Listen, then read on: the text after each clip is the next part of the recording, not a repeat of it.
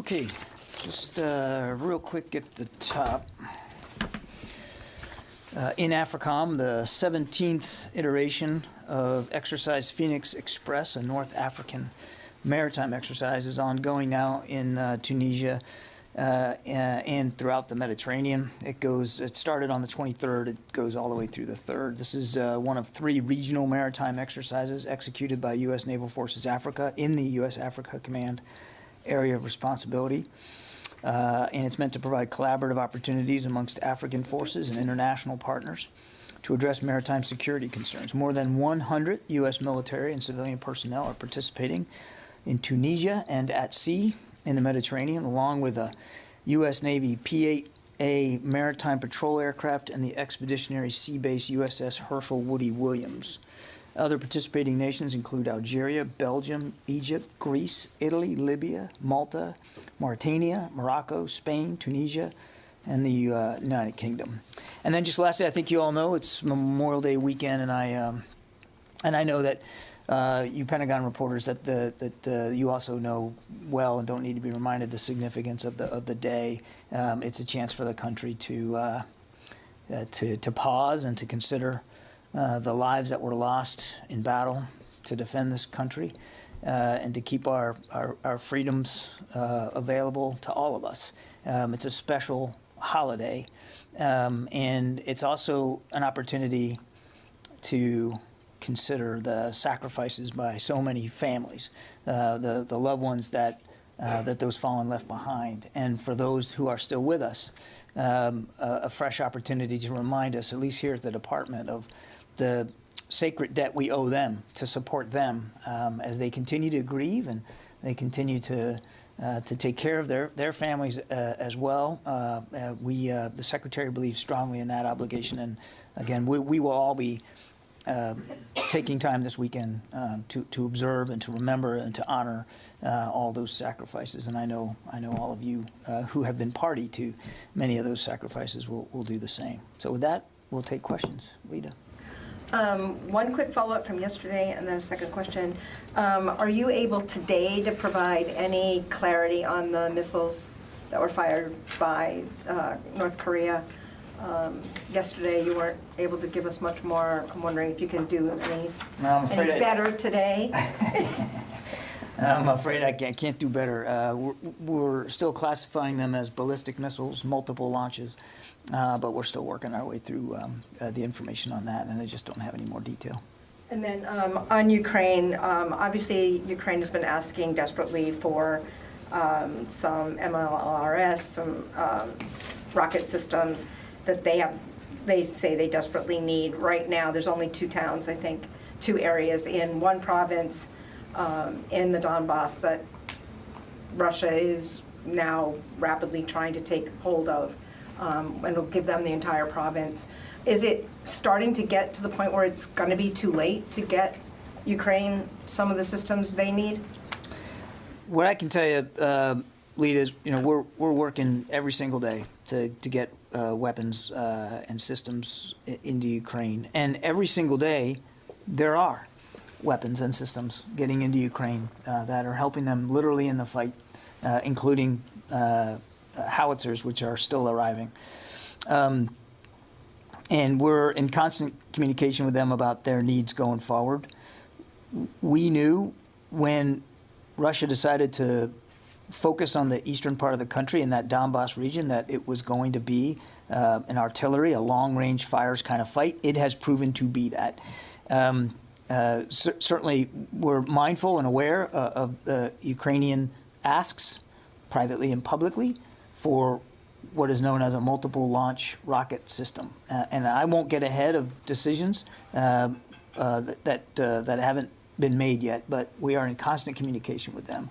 And our goal from the very beginning has been to try to help them in the fight that they're in today.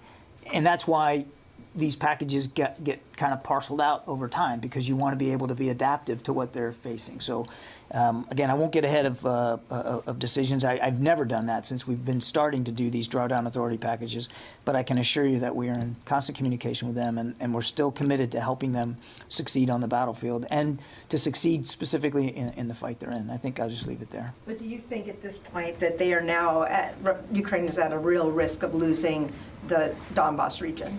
I won't make predictions on the battlefield. We've also tried to stay away from that. It is in many ways a very close and intimate fight. I think I've described it as a knife fight, and that's not an inaccurate way of putting it. There are places, towns, villages, hamlets that the Russians and Ukrainians are in very close contact, and it's very dynamic. As I said yesterday, there are towns and villages which fall to the Russians on a given day, and then the Ukrainians will recover that days later. There's still a lot of back and forth, and I don't think being predictive about how long it's going to take or who's going to win is a useful exercise right now. What we are focused on is making sure that the Ukrainians can succeed on the battlefield, and again, that's the nature of the conversations that we have. The last thing I'll say, and I know everybody's interested in what's going to be in the next package and what's not. I understand that. I'm just not going to get ahead of where we are. But I do think it's important to remind that with the supplemental request now, we now have available to us several billions of dollars more just in drawdown authority, let alone assistance initiative contracting funds to help Ukraine in this fight. And we're going to marshal and use that resource just as smartly as we've done for the last sets of drawdown packages, the last 10 that we've done, and the next one will be 11. We're going to be smart about this, and we're going to be in lockstep with the Ukrainians and with our allies and partners about it. And there will, 11 won't be the end of it. There will be more, and we'll do them deliberately in a sequenced way, so that the kind of assistance Ukraine's getting makes sense for the fight that they're in. We want to see them succeed. We want them to have not only success on the battlefield, but success in the outcomes here. And so we're going to be flexible going forward. Jen? John, I'm just trying to understand, has a decision not been taken yet to give the MLRS to the Ukrainians? We are still working through what the next drawdown package is going to look like. And why has it taken so long on the MLRS? Is it a money issue that you didn't have the funding because of the supplemental? We've been hearing about the MLRS, the need for it for weeks now. What is holding it up? It's not a holdup here, Jen, and I'm not going to get ahead of decisions that we haven't announced or spoken to yet. We have been in constant communication with the Ukrainians every day. I mean, just last week, we had a contact group with more than 40 countries showed up to provide security assistance. I understand that they have been asking for these systems for a long time, and we have been talking to them. And I'm just not going to get ahead of where the decisions are. I'm just trying to understand the holdup. I don't understand. I would just I think I would take issue with the idea that there's a holdup here. We are constantly talking to the Ukrainians about their needs and what we can provide, as well as what our allies and partners can provide. And isn't there a military issue right now in terms of if the port in Odessa is not opened? You've heard all sorts of economic leaders and world leaders say that there's going to be a grain shortage. If you look out 3-4 months, there's going to be, starvation in Africa as a result. Isn't it time to open that port militarily and not sort of have the hard line that, now that the conflict will spill over if there's a grain shortage, shouldn't the U.S. and others militarily open that port? Look, we've been talking about this for a while. And the international community is deeply concerned about grain shipments coming out of Ukraine and the blockade and the effect that the blockade's having. And you've seen some European nations be willing to accept grain by rail. So there's ways to get some of that out there right now. But the president's been clear, we're not going to have U.S. troops fighting in Ukraine. That includes the skies over Ukraine, and that includes the potential for a naval conflict with Russia. So one of the things that the Ukrainians have said they want help with is coastal defense. And so coastal defense assets, including from the United States, are being sent to Ukraine to help them with coastal defense. But how they use those coastal defense systems is going to be up to them.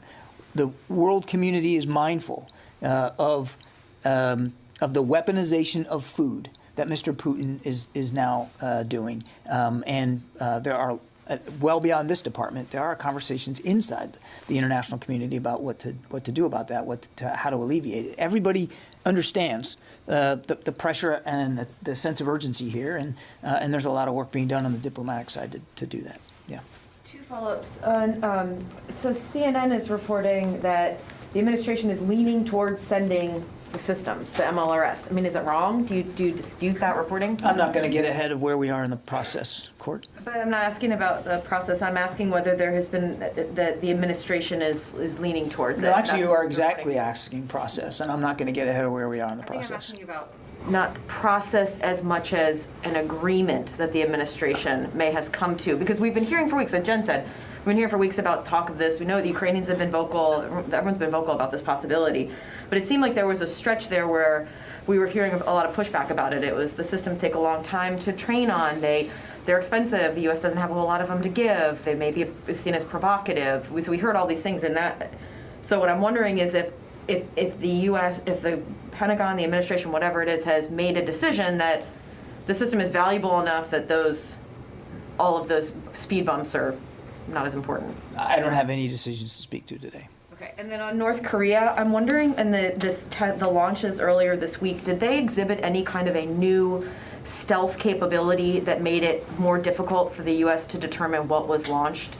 Again, I'm not going to get into the intelligence and the analysis that's being done on these multiple launches. We are continuing to look at that, continuing to consult with our allies and partners in the region, but I'm just not going to get ahead of where we are. Because it's been more than 3 days now, if my math is right, which it may be wrong, but it's been several days now since this, and normally we all know that the capabilities that the U.S. has to look at a launch anywhere in the world, Yeah. and within a certain stretch of time know exactly what it was, and so we are well past that. So I understand not wanting to talk about intelligence, but it's not unreasonable to ask what was launched. And so that, ask again, like, is there a belief that they launched an ICBM or more than one, and were there any new capabilities? If it's some new stealth capability, that would be interesting, and that's why you guys can't tell us what it is, or you couldn't see it?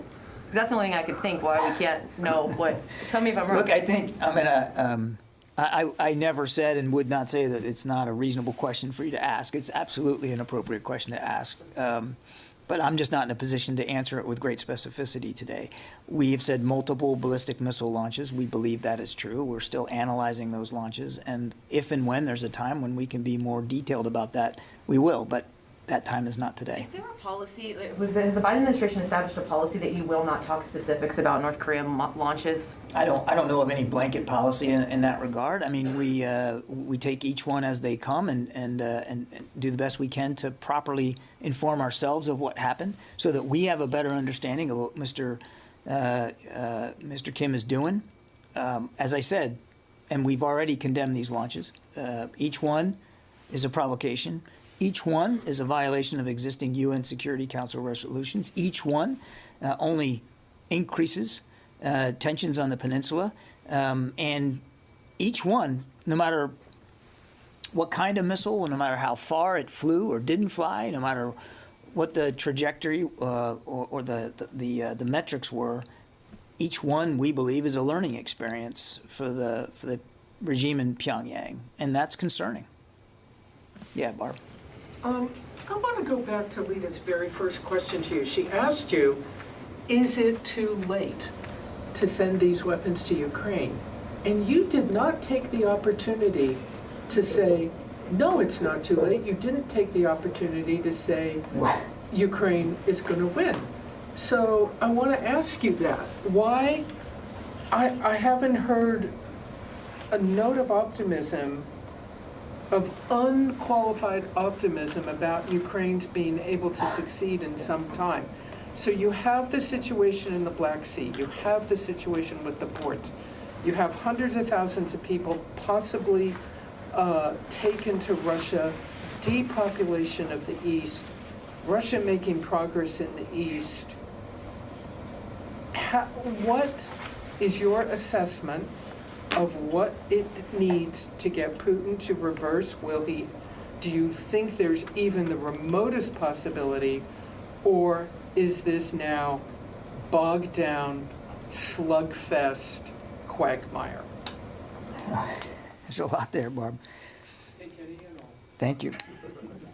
I appreciate that. No, I can start by saying no one has ever accused me successfully of being an unqualified optimist. But it is a serious question, and it's a fair question. We have been, I think, careful from this podium not to read out battlefield dynamics, not to speak specifically to what's going on the field. We're not there. We're not on the field with the Ukrainians. No, you had a long question. Give me a chance here. The fighting in the Donbass it's very real. As I said, it's very dynamic, and it literally changes every day. What we're seeing today is different than what we saw yesterday.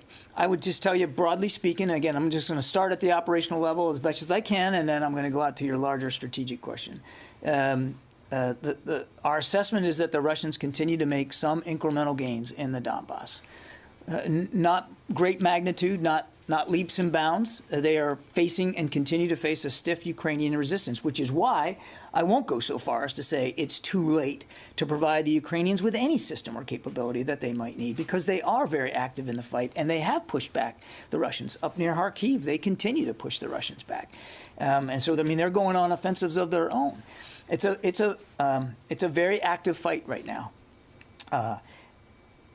And it will continue to change over time.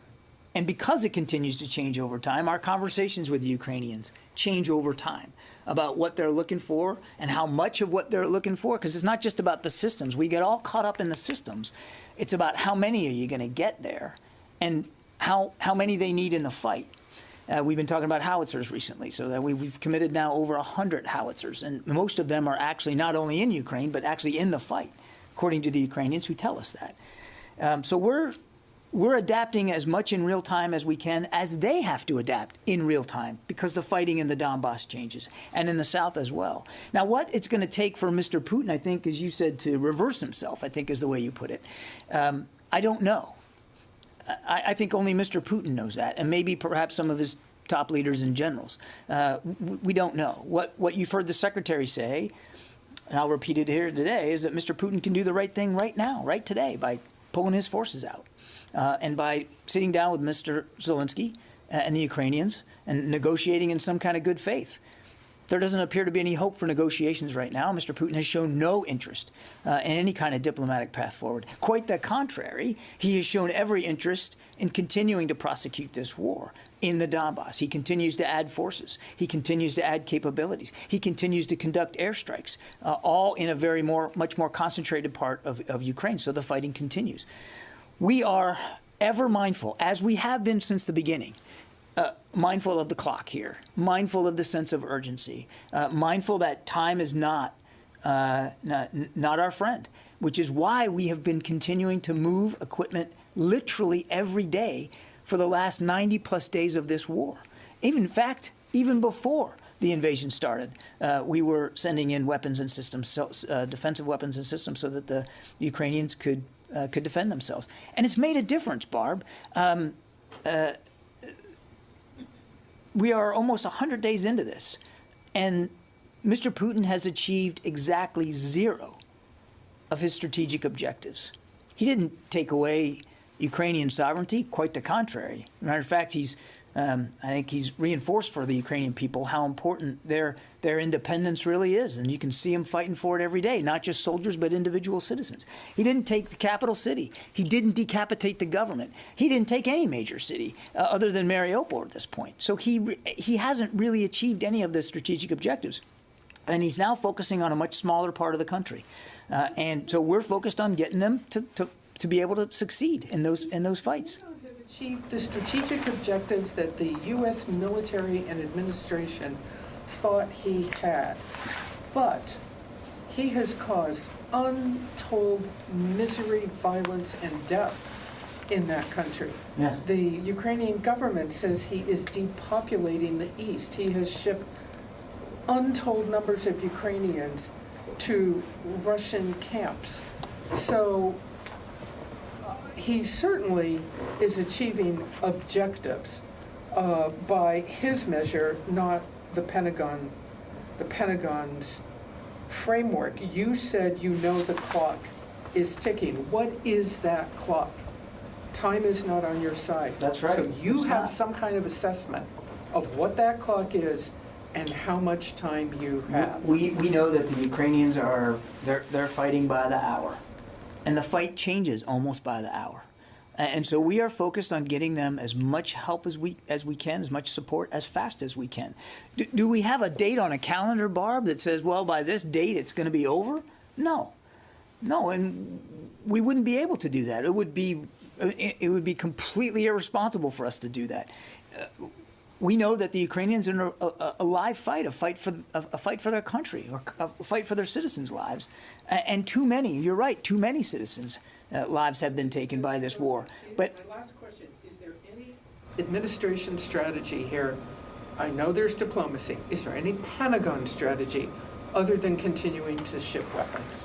And how long can you keep we it have up? 2 goals, and they have not changed, Barb. 2 goals. Strategy other than shipping weapons. Our And how strategy long- has 2 components. Let me put it that way then, if you want the word strategy in there. One, it's to help Ukraine defend itself. And answering that need has changed over time, over the last 90-plus days. You know, earlier we were all about javelins and stingers, and that's all you guys wanted to ask about, and now we're asking about MLRS. I get it. That's the way we have helped Ukraine defend itself has changed over time as the fight has changed over time. And we're going to be committed to this for as long as the Ukrainians need the support. And it's not just us, it's other allies and partners. And the second component, and it's not an insignificant component, we don't talk about it a lot, is making sure we can bolster NATO's eastern flank. We now have over 100,000 U.S. troops in or around the theater in Europe, some at sea, some in the air, some on the ground. To bolster NATO's eastern flank, and should these 2 other new nations now, Sweden and Finland, become new members of NATO, then that'll be some other commitments that we'll have to make, and so we're focused on that as well to make sure that Mr. Putin understands that we will, as the president has said, will defend every inch of NATO territory. So MLRS is going the way of the javelins and the stingers, is what I just heard you say, which was it was a while and then ultimately it was approved. No, That's I kind of just what said. it just sounded like. Yeah, nice try. Yeah. Nice try. Go ahead. To go back to the javelins, at the beginning of the war, we heard about the javelins all the time. They were the star. There were photos of javelins. That is what I just said. Yes, but photo of javelins, reaching their target and destroying. We don't see anything about the howitzers. So do you assess that the howitzers have reached their objective and are used and help have made the difference on the ground? All I can tell you is what the Ukrainians tell us, and what Mr. Reznikov has told Secretary Austin, and that is that the M777 howitzers have definitely made a significant difference on the battlefield, and they are using them in various places, and they're using them with very good effect. Do you have an example of a place where they could retake? We know, for instance, that they have definitely used them in the Donbass, and that we know that they've used them effectively against Russian formations there in the Donbass.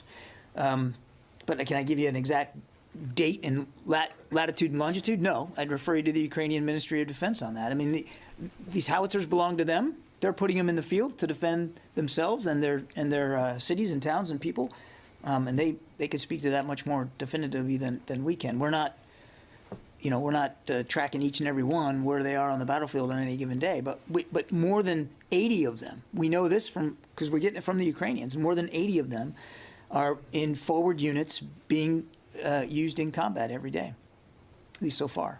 Yeah. John, Peter Martin from Bloomberg. You talked about the incremental progress that the Russians are making, and I wondered, have you seen them learn from the mistakes they made early on, exposed supply lines, armor vulnerable to more agile Ukrainian infantry? Have they improved the way that they've approached this fight? We have seen them try to remedy some of the challenges. So, for instance, a good example is logistics and sustainment. I mean, they went so fast on Kyiv in the early days that they outstripped their ability to fuel themselves, feed themselves, resupply themselves. And of course, we remember that vaunted convoy we talked about, and the Ukrainians were able to stop that resupply convoy from ever reaching frontline troops, and it had a significant operational effect on the Russians around Kyiv. In the Donbass, it's a different terrain. It's flatter, it's more open, it's a lot of farmland, small villages and towns. And because it's in the extreme east of the country, it's closer to Russia and closer to their organic supply lines and capabilities. And so they are certainly, you can see them being mindful and wary of getting too far out ahead of their supplies. Part of that's easier for them to do because of the geography and how close they are to Russia and the terrain. But we see a deliberate effort for them to, and you can see it. Part of the reason that they're only making incremental gains, obviously it's due to the Ukrainians, but it's also due to their wariness of getting too far afield of their ability to supply themselves. We have seen them try, although with no real success, but you can see them try to get better at integrating ground and air operations. Again, some of that's easier for them to do in a smaller geographic area. They're using smaller units now in smaller places, in smaller movements. And so it's a little bit easier for them to integrate air support for their operations on the ground than it was when they were advancing on 3 major lines of access, geographically separated by hundreds of miles. So it's a little easier, but we're seeing them start to try to get better at that. I would not go so far as to say we think that they have solved all their air-to-ground integration issues. Command and control, they still suffer. They still have not been able to effectively manage command and control of their units in the field. So, yes, as we said that they would, we have seen them try to improve some of the mistakes, improve upon some of the mistakes they made early on, but they have by no means been able to master them. Christina, good to see you. Good to see you too. Congrats on your new job. Thanks. They're very lucky to have you. I want to follow up on Barb's question. She asked, is this now sort of a slog, a quagmire? Is it bogged down? Would you say this is not a slog? It's a knife fight now. Is the knife fight, sort of like a slog? Where does it go from the knife fight? Yeah. I think we've been, and I talked a little bit about this yesterday, I think we're being careful not to slap a label on this or a bumper sticker and say it is this, other than I have said it's a knife fight, and you can see that every day. And I think that's a good descriptor because it's close fighting, and in some cases very intimate, like in Kherson, around Kherson, between Kherson and Mykolaiv, you got Ukrainian and Russian forces that are very, very close. And it changes every day. So I think we're just going to avoid slapping a label on this. It's war, Christina, and it's close up war. It's brutal, and it's not just brutal on the soldiers. It is, as Barb rightly said, it's been brutal on the population, the people of Ukraine. Joe Gould. Hey, John. Thanks for taking my question. Question for you. Yesterday, we got a readout of Kath Hicks's visit to the UK, and there was a lot said about science, technology, and cybersecurity, and security cooperation between the U.S. and UK. But not so long ago, back in September, after the Afghanistan withdrawal, it seemed like U.S. and UK relations were a bit rockier. Would you say that the security situation right now in Europe has galvanized that relationship, or injected new energy into that relationship? I think I would challenge the assumption that because of Afghanistan, U.S.-UK relations suffered or were damaged in any way. I mean, the British are we talk about the special relationship, which we firmly, strongly still believe in. I mean, they are tremendous allies and great friends. So I don't think we would associate ourselves with an assumption that there was some sort of damage done to the relationship because of Afghanistan. I mean, we were at war in Afghanistan with the Brits for all of those 20 years. They were with us from the very beginning and right up until the very end, and we helped each other in those 2 weeks of August as we worked together to evacuate literally more than 100,000 people. But to your larger question, I think it's safe to say, fair to say, and evident that Mr. Putin's unprovoked war in Ukraine has definitely helped galvanize the entire alliance, and certainly has galvanized in many ways the international community, or at least almost all of the international community, to be mindful not only of the danger Ukraine is in and the support that Ukraine needs, but also the danger to the international rules-based order. We talk about that phrase a lot, but and it sounds perhaps bureaucratic, but it's a real thing. It matters. A rules-based international order that we and the British and so many other allies and partners worked so hard to establish in the wake of World War II. And I don't think you can say that we grew closer to Great Britain because of this, because we were already exceptionally close. But it's fair to say that our British allies and very much even before Mr. Putin decided to invade saw things the same way, and had multiple conversations about what we were watching Mr. Putin do in the fall and early weeks of the winter. So there's incredible, I think,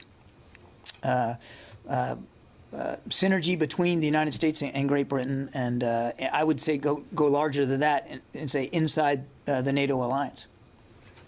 Yeah, Laura. Just back on that MLS, I know that there's two versions. There's one that can travel between 20 and 45 miles, and there's a longer strike version that can reach 190 miles. So what are the concerns about sending Ukraine this longer range version? I'm just, again, Laura, I appreciate the question. I'm not going to speak to decisions that haven't been made or announced yet with respect to future security packages for Ukraine. I'm just not going to get in there. Is there, without talking about the package in particular, is there concern that a weapon like this might be provocative to Russia? We have, since the very beginning, as I said earlier, we've been working closely with Ukraine to provide them the best capabilities we can to help them in the fight that they're in, and that will continue. And the fact that you can do that, but also have a prudent concern over escalation, which we've talked about many, many times, they are not mutually exclusive, and there's no reason for them to be. Just on a different topic, I saw some reports that Iran has seized 2 Greek oil tankers. Do you have anything to provide? I'm afraid I on don't. that? Okay. I can take the question, and if there's something that we can offer after the briefing, we can do that. Louis. Yeah, I don't want to get ahead of a decision. I'd like to get behind a decision quickly.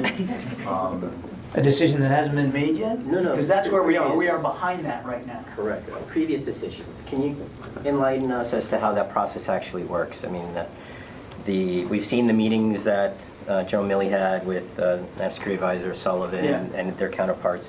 So, I mean, how does this originate with the Ukrainians, and what is the Pentagon's role in it? Does it ultimately end up with a recommendation by the Secretary of Defense, and then end up as a presidential decision? If you could just capture that for us, please. Yeah, I mean, so each drawdown package is different, as you guys know. It different in size, different in kinds of systems and capabilities that are sent. Generally speaking, as a package is being considered, the first input is the Ukrainians themselves, what they say they need, and then are taking a look at that and seeing if we can help meet that need, and if we can't, who can, and then there's a decision made about, once we sort of talk about capabilities, then there's a decision about, well, how much right now can we get there? Speed is an issue too, and their absorption rate is a fair concern, as well as their consumption rate. so that's why you kind of parcel these out a little bit rather than just send everything in one lump, because you want it to be relevant. So then there's a decision made about, okay, well, how much of X, Y, and Z are we going to send, and where is it going to come from? The drawdown means it comes. It's an authority the president gives us to take stuff off our shelf. It's stuff we've already bought, paid for. It's in a warehouse somewhere, on a base somewhere, overseas or in the United States. So now we know what we want to send, and we know kind of how much. Where do we get it from? At the same time that sourcing is being done, obviously you have to have the authority. So the first step, as you start thinking about what you want to send, is getting permission to do it, and it has to come from the president. It's called Presidential Drawdown Authority for a reason. He will sign out the authority. Okay, I hear what you want to send them. I give you the authority to do that. So that's the next step in the process. Then there's an administrative task. It has to be announced by the Secretary of State. That's the way the system works, because it basically is assistance to a foreign military. And then the Secretary will then issue an executive order to the department to fill that need, and then we're off and running. What has been fascinating for me to watch as I've seen this now happen now 10 different packages is because we know that time is not our friend. Even as we're filling out the list and doing the sourcing, U.S. Transcom they're already planning flights. They're already thinking, okay, if it's going to come from X base here in the United States, then what do I need to do? What do we need to do to make sure we have aircraft on scene as quickly as possible to get it there? And that has been, and we, I'm not saying we were slow at the beginning. They were still getting there pretty quickly, but we have now been able to shorten up the process so that it is literally sometimes as quick as 48 hours before the initial elements of a drawdown package are in the region. Not 48 hours to get to Ukraine, but 48 hours to the region. And sometimes once it gets into the region, it can be in Ukraine 24 to 36 hours after that, which is just an incredible amount of speed. It truly is, we say, unprecedented, and it really is in terms of the ability for the United States to move that much material and get it into the hands of Ukrainian fighters in a matter of just a few days. But it's because now we've done so many of these now. The system, the process works quite well, and the people at U.S. Transportation Command have just been heroic in their ability to identify assets to move that. And it's not all gray tails. I think you know that. They use commercial aircraft as well, but it's still under their auspices. Yeah. Anson Murphy with the Asahi Shimbun. So it looks like Severodonetsk is going to be the next major urban conflict in the Donbass. The Russians have been trying to encircle it. It's very similar to what they did in Mariupol and maybe choke the city off. What would you assess the Russians' ability to encircle the city has been? Have the Ukrainians been able to halt them at all and keep supply lines open like they did in Kiev? And are you seeing, kind of back on the lessons learned, are you seeing the Russians able to apply some of those lessons learned in an urban assault that we are seeing in Severodonetsk? They're largely, their operations have stayed largely doctrinal in approach. We haven't seen a lot of adaptations in the way they do maneuver warfare. It's artillery barrages ahead of movement, right? Soak in an area to beat back whatever resistance is there, or try to prevent Ukrainians from being able to defend. And then once they feel like they've done that, they sort of move out in formation. Now, we've seen the formations being smaller because the terrain is just more confined, and the objectives are going at tend to be a little bit smaller. But it's the same basic idea.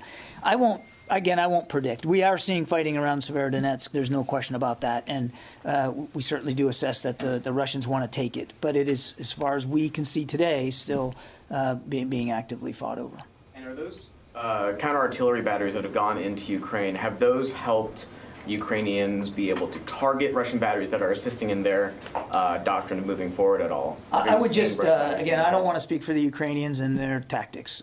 We know from talking to them that the howitzers we're providing have been very effective, and they've said so, and that they have made good use of the counter-artillery radars that we have provided and continue to provide.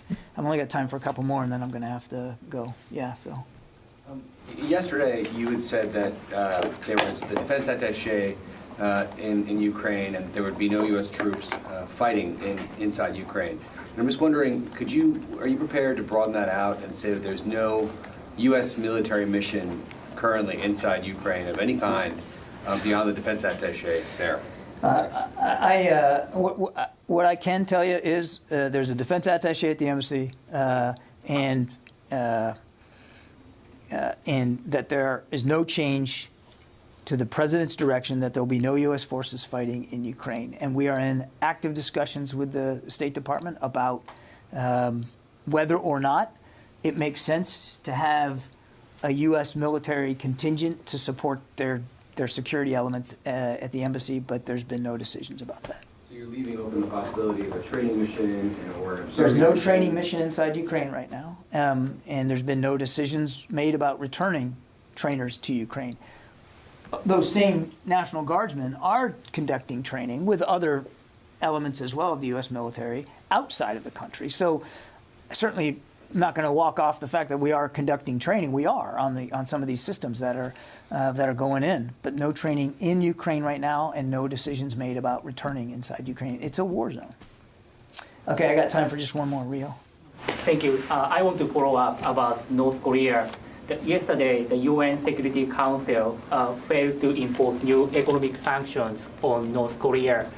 Do you have a sense of urgency to increase deterrence against North Korea by military means, as it is now obvious that the economic measures will not work? I think we talked about just in response to these multiple ballistic missile launches the other day. We conducted a couple of exercises with both our South Korean and our Japanese counterparts. A couple of weeks ago, we talked about increasing ISR in the region as well.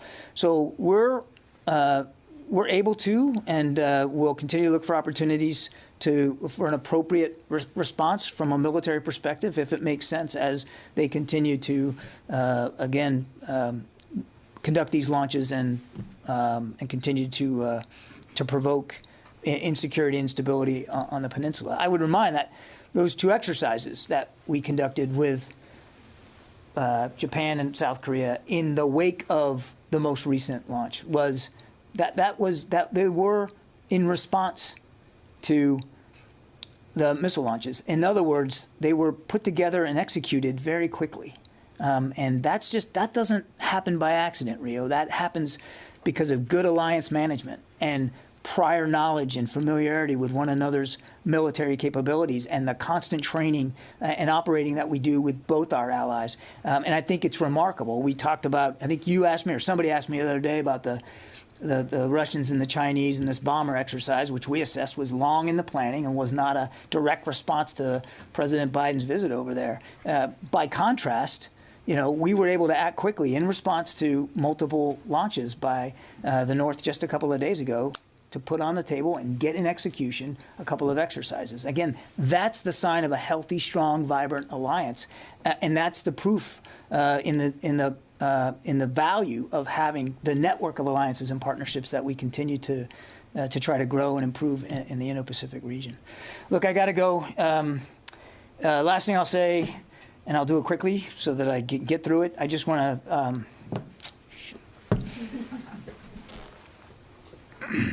I just want to thank everybody for what you do. It's important. You don't have to look any further than what's going on in Ukraine and just the brutality, the vulgarity of the war that Mr. Putin is waging on the Ukrainian people, and the deceitful management of information that he has tried to put in place shutting down a free flow of information to see how important it is, what a free press can do. And all of you either have been, will be, or you have colleagues who are on the ground in Ukraine right now, putting their own lives in danger. And some of them have been hurt. Some of them have been killed. I know that Memorial Day is obviously about memorializing the fallen. I will also promise you I'll take some time this weekend to think about them as well. It's really important. And I just want to thank you for that effort. Thank you for the way you put me through my paces, even today, last day, and I got stretched, I got pushed, but that's what makes you guys so important. That's what makes this place so special. I can't say that every day up here was pleasant, but I can say that I felt anyway, every day I was up here was meaningful, and that's not because of me. It's because of you. It's because of the questions you asked and the way you pushed and prodded, and not only did your outlets proud, but I think you did the American people proud, and I was proud to have a little piece of it, even if it was just for 18 months. So again, thank you, and we'll see you later. Bye-bye.